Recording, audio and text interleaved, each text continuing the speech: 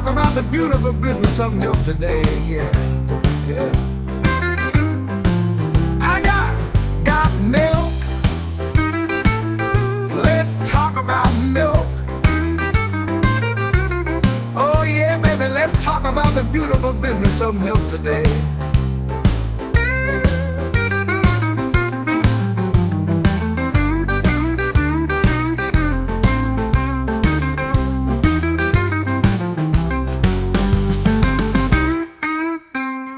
This episode of Got Milk is sponsored by Shunya Agritech, the folks revolutionizing cattle nutrition with hydroponic green fodder. Visit their website at shunya.live for more details, or download the Shunya app from Play Store or App Store.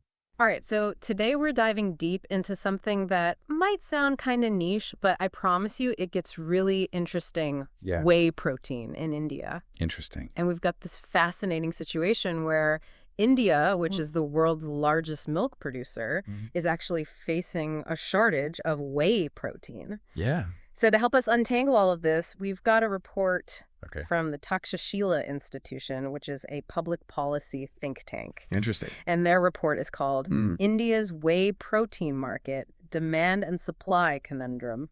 Yeah, this is going to be good. This is going to be our guide Yeah. for today's deep dive. Okay, so what I think is really fascinating about this is that it's not just about supply and demand, right? It's really a window into how cultural factors and government policies and even global economics all kind of play a role here. Totally. So let's start with the basics. Yeah. Why is there such a huge demand for whey protein in India in the first place? Well, India, just like a lot of other countries, is seeing this rise in health conscious fitness trends, right? People are really into fitness. Yeah. And then also with a large vegetarian population, Right. people are constantly looking for like reliable sources of protein. Yeah. And whey protein just fits the bill perfectly, you know? Makes total sense. Yeah. But here's where it gets a little weird. Mm-hmm. India produces a ton of milk. Right. So why can't they just make enough whey protein to satisfy this demand? Oh, man. That is the million-dollar question, isn't it? Yeah. So the thing is, India primarily focuses on producing raw milk, Okay. not the specific types of whey protein that are in such high demand. Got it. Particularly, we're talking about the high-grade stuff, Yeah. like WPC 80 and WPI 90. Okay. Yeah. These are what athletes and like really serious fitness folks prefer Yeah. because they have a higher protein concentration. Right. And India just doesn't produce enough of these specialized grades. So it's not just any whey protein. Right. It's the premium stuff that's Yeah. lacking. Exactly. Okay, so if they can't make enough, why not just import it? Well, that's where things get a little complicated. Yeah. You see, India has these really strict import regulations on dairy products. And it's not just about economics. Okay. There are really deeply ingrained cultural and religious factors at play here. Interesting. On top of that, you've got these hefty tariffs on imported whey protein, like a whopping 40%, Wow. compared to, get this, a measly 10% on cranberries? Wait, 40% on whey protein Yeah. versus 10% on cranberries. Yeah, of all things, right. That's insane. It is kind of crazy. It almost seems like they're It does. discouraging imports. It does seem that way. What are these specific regulations? Okay, so one fascinating example is this Yeah. specific ban on importing dairy products from animals No way. that are fed with things like internal organs or bone meal. Wow. And this isn't something you see everywhere. Right. And it just makes the whole import process even more complex. So it's this tangled web of cultural concerns and economic barriers that makes importing so challenging. Yeah. It makes you wonder, like, what are the potential consequences Yeah, that's a really good point. of this whey protein shortage? Yeah, I mean, if people can't get the protein they need, Yeah. especially those who rely on it for like, Mm-hmm. athletic performance or, specific dietary requirements, Right. it could have implications for public health, right? Yeah. You could also see people turning to potentially unsafe or unregulated sources of whey protein. Right, which is a whole other can of worms. Totally. So it's not just about gym buffs Perhaps. being deprived of their protein shakes. Exactly. It's a potential health issue that needs a solution. Definitely. So what are the options? Yeah. Could India boost its own production. Well, that's where we get to the heart of this report. Okay. It really dives into the structure of India's dairy sector, Oh. which is largely dominated by cooperatives, Okay. many of which are government-supported. So we're talking about these big, established players that have been running the show for a while. Exactly. Okay. And while this model has its benefits, right, it also presents some unique challenges when it comes to addressing this whey protein gap. Okay. The report really explores how the dominance of these cooperatives and the policies that support them might actually be hindering the growth Interesting. of the sector as a whole. So it's like this system that worked really well for a long time might not be as adaptable to the changing needs of the market. Exactly. It's kind of stuck in its ways a little bit. Okay. And the report suggests that this system might be inadvertently limiting the role of private companies in the whey protein market. And these private companies might have the flexibility and the incentive to produce those specialized types of whey protein that are currently in such short supply.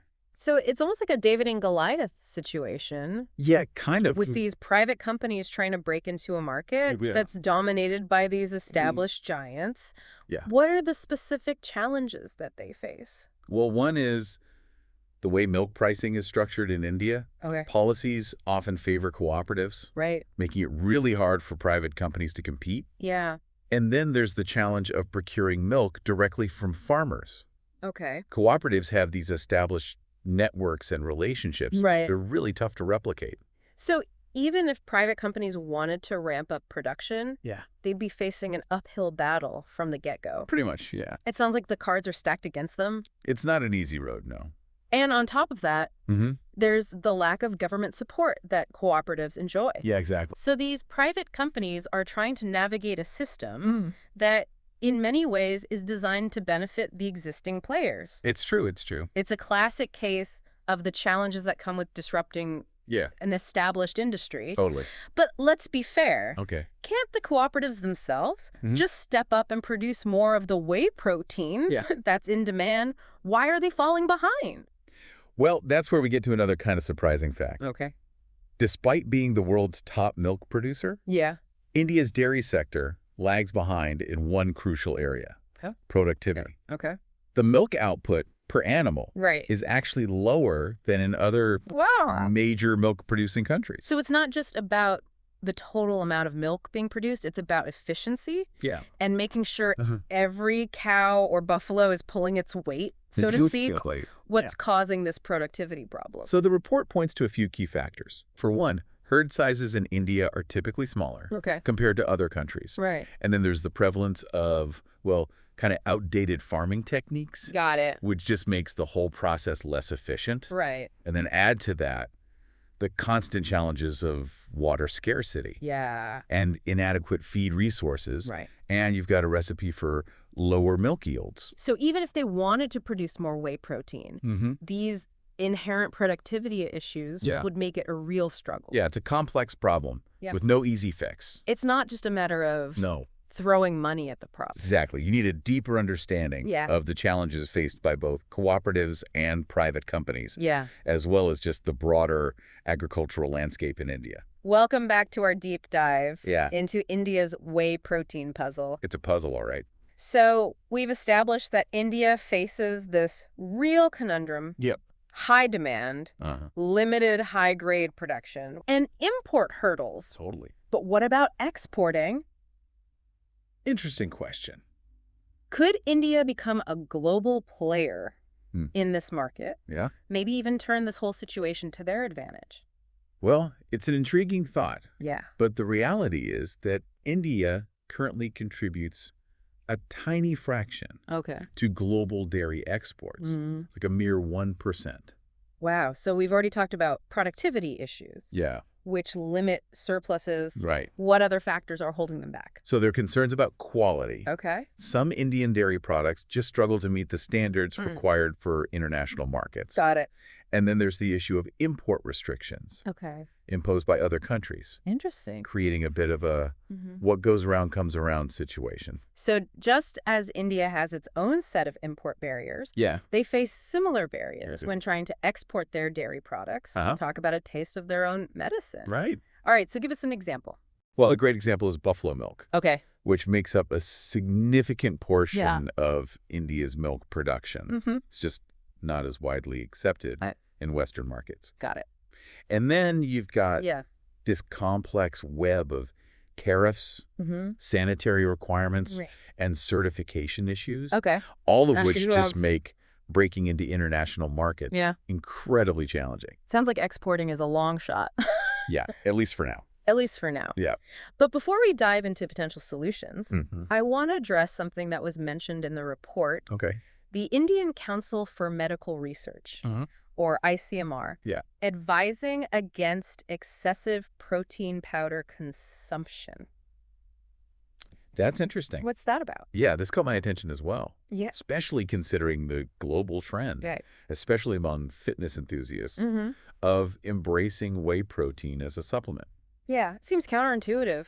Yeah? Could this be a cultural factor? Maybe some traditional dietary beliefs at play? Well, the report doesn't really delve deep into the reasoning behind the ICMR's stance, but it is worth noting that these guidelines are primarily targeted toward the general Indian population, not specifically athletes or individuals engaged in, intense physical activities. Got it. So their concern might revolve around excessive protein intake in general, rather than targeting whey protein specifically. So perhaps it's not about demonizing whey protein? Yeah, I don't think so. But promoting a balanced diet overall. Exactly. It's about balance. And it's important to remember that dietary recommendations often vary between countries, influenced by cultural eating habits, health concerns, and food availability. Yeah, that makes sense. And it's also worth mentioning that other food and health regulators in India generally consider whey protein safe for consumption.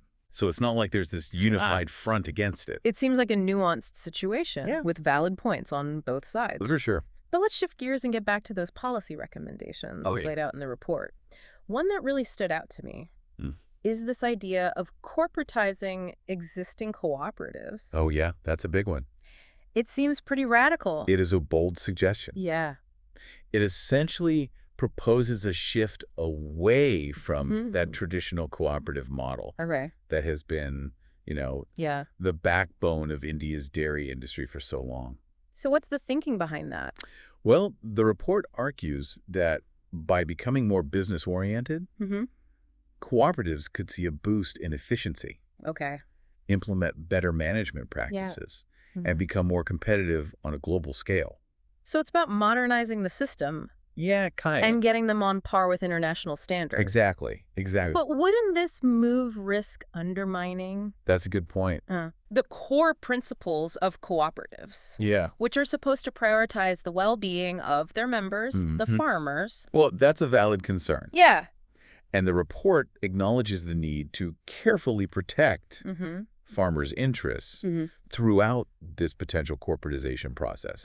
It's not about abandoning the cooperative spirit. Got it. But rather about figuring out a way to make it work in a modern, globalized market. It's a delicate balance to strike. It is. It is. But they seem to think the potential gains in efficiency and competitiveness would outweigh the risks. That's what they're saying. Another suggestion they make is reducing subsidies to cooperatives. That seems potentially controversial. It's a move that would likely face pushback. However, the report argues that it would level the playing field, making room for greater competition from private companies. So right now, the substantial financial benefits enjoyed by cooperatives create a significant barrier for private players.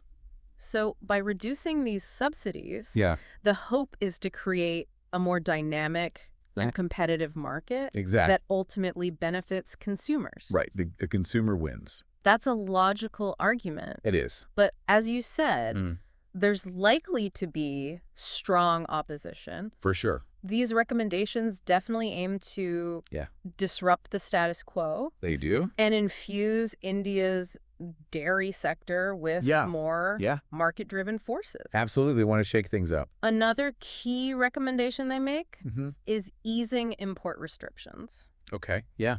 Sounds straightforward enough. It does. But I imagine it comes with its own set of complexities. Oh, you're absolutely right. Yeah. While allowing cheaper imports might seem like an obvious fix, it's not that simple. As we discussed earlier, cultural and religious sensitivities heavily influence India's stringent regulations on dairy imports. So loosening those regulations could potentially lead to pushback. Yeah, for sure. From certain groups. Exactly. There would likely be concerns about the impact on domestic dairy farmers' livelihoods. Right. And anxieties regarding the safety and quality of imported whey protein. It's fascinating how this issue it really is. Intertwines so deeply with various aspects of Indian society, economics, culture, religion, and even public health. It's all connected. It's a reminder that solutions can't be one size fits all. They need to consider these diverse perspectives. For sure. Maybe a compromise could involve interesting. Targeted tariff reductions on specific types of whey protein, coupled with stringent quality control measures to ensure consumer safety. So kind of a middle ground approach. Yeah, a balanced approach could potentially address both the economic and cultural concerns. That makes sense. Another area the report emphasizes is negotiating better trade deals. Yeah, that's a big one. What kind of deals are they talking about? So they're advocating for deals that would lower import costs for India and open up more opportunity for them to export their dairy products. So this would involve tackling both those hefty tariffs and those trickier non-tariff barriers. So not just about lowering those import duties. But also addressing those complex issues around sanitary standards and certification requirements. Exactly. It's about creating a more level playing field for Indian dairy products in the global marketplace. But given how protective many countries are of their own dairy industries, wouldn't negotiating such deals be a monumental task? It would be a challenge, that's for sure. But the report's authors seem optimistic. They believe that through strategic diplomacy, building trust, and demonstrating the quality and safety of Indian dairy products, such deals are within reach. It's a reminder that international trade isn't just about cold, hard economics. Exactly. It also hinges on relationship, diplomacy, and protections. Absolutely. And speaking of building trust, the report's final recommendation really caught my eye. Okay, which one is that? Investing in research and development. It sounds like a long-term strategy. It is, but a potentially crucial one. Could you elaborate on what they suggest? Well, they propose that India could really make a difference by driving innovation within its dairy sector through R&D. Got it. This could mean developing new technologies, refining farming practices, and even creating new whey protein products that are tailored to the specific needs and tastes of the Indian market. So it's about moving beyond just producing more milk. Yeah, it's about taking it to the next level. And actually becoming a leader. Exactly. In dairy science and innovation. That's ambitious. It is. But it's a goal with immense potential to transform India's dairy industry. Imagine India developing its own high-yield, disease-resistant breeds of dairy cows. Wow. Or creating new whey protein products specifically designed for vegetarians or different age groups. That would be game-changing. It would be huge. But wouldn't research like that require substantial investment? It would. And expertise. It certainly would. But the potential payoffs could be huge. Imagine India not only meeting its own growing demand for whey protein, but also becoming a global exporter of cutting-edge dairy products. That's a vision worth pursuing. It is. It seems like the authors of this report believe that India has what it takes to get there. What stands out to you as the most significant takeaway? You know, what fascinates me is how this seemingly niche topic, whey protein in India, offers such a profound glimpse into these broader issues of economic development, sustainability, Right. and a nation's evolving role on the world stage. It's a reminder that even something as seemingly simple Right. as a protein shake can be connected to these complex stories filled with incredible possibilities. Absolutely. Welcome back to the deep dive. All right. We're wrapping up our exploration of India's whey protein market. Yeah. And it's been quite a journey. It has. We've gone from the basics of supply and demand to cultural nuances, import regulations, and even the potential for India to become that's the exciting a dairy innovation hub. It's remarkable how this seemingly niche topic I know, right? has uncovered so many layers of complexity. It really is fascinating. It's a story about navigating tradition and modernization. Yeah. The intricate dance of international trade and the power of policy in shaping an entire industry. Absolutely. It's a great case study. Absolutely. It's been a real eye-opener. Yeah. Before we wrap things up, Okay. I want to circle back to the role of private companies in all of this. Okay. Yeah, good point. It sounds like they're facing some serious obstacles in trying to get a foothold in this market. It's a tough one. Imagine trying to compete in a system where cooperatives, the dominant players, have all these advantages. Government support, favorable pricing policies, and well-established relationships with millions of farmers. It's not easy. It sounds like an uphill battle. It is. It is. To say the least. That's So if they're struggling to compete within India, what are the chances of them becoming part of the solution to this whey protein shortage? Well, the report's authors seem to believe that fostering a more competitive environment is essential for the long-term health of India's dairy sector. Got it. They suggest that a system where private companies can thrive alongside cooperatives would ultimately benefit everyone. So it's not about pushing out the cooperatives. No, not at all. But creating a more dynamic ecosystem where both models can coexist, learn from each other, and push each other to innovate. Yeah, exactly. A bit of healthy competition, if you will. A little friendly rivalry, never hurt anyone, right? And who knows, maybe this could even lead to some interesting partnerships. Yeah, for sure. Between private companies and cooperatives, you know, where they combine their strengths and expertise. That'd be interesting to see. Now, we've talked a lot about the economic and policy aspects, but I'm curious about the consumer perspective. Okay, yeah. How are people in India reacting to this whey protein situation? Well, from what I've gathered, there's a sense of frustration among consumers. Got it. The limited availability and high cost of imported whey protein are real concerns. Right. People are looking for affordable, high-quality options, and those are just hard to come by. It makes you wonder if this situation is driving that's a good point. a black market for whey protein. It wouldn't surprise me. Where people are turning to less reputable sources or even smuggling potentially. to get what they need. You know, it happens. And it highlights the urgency of finding a solution that not only addresses the supply shortage, but also ensures that consumers have access to safe and reliable products. Absolutely. Safety is paramount. All right. So we've got this complex web of challenges. It's a tangled web for sure. Limited domestic production. Expensive imports. A dominant cooperative sector. And frustrated consumers. We've got it all. It's easy to get caught up in the negatives. Yeah, it can be a bit doom and gloom. But let's end on a more hopeful note. Okay, I like that. If we had to choose one thing that gives us optimism for the future of India's whey protein market, what would it be?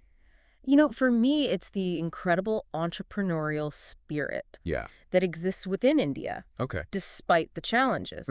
There are passionate individuals and companies out there who are determined to find solutions, to innovate, and to build successful businesses in this space. It's that same spirit that has driven India to become a global leader in so many other industries. Absolutely. So it seems like a question of when, not if. Yeah, I agree. India figures this out. They'll find a way. I completely agree. It's just a matter of time. Who knows, maybe in a few years, we'll be doing a deep dive on India. Oh, that would be awesome. As a global whey protein powerhouse.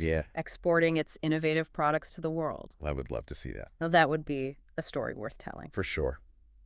Well, it's time to wrap up this deep dive. Okay. We've learned that India's whey protein market is a fascinating microcosm. Yeah, it really is. Of broader trends, economic development, sustainability, and a country's evolving role on a global stage. Absolutely. It's a story of challenges, yes, but also a story of resilience, ingenuity, and ultimately hope. Couldn't have said it better myself. And it's a story that's still unfolding. It is, which is exciting. So to our listeners, we leave you with this final thought. Okay, hit us with it. Given everything we discussed, what role do you think India should play in the global whey protein market? That's a good question. Is it destined to be a major importer? Yeah. A leading exporter? Or something else entirely? Yeah, something totally different. We'd love to hear your perspectives. Let us know. Thanks for joining us on this deep dive. Yeah, thanks everyone. Until next time, keep exploring. Yeah. Keep questioning. Keep those brains working. And keep those protein shakes coming. Cheers to that. I got milk. Let's talk about milk.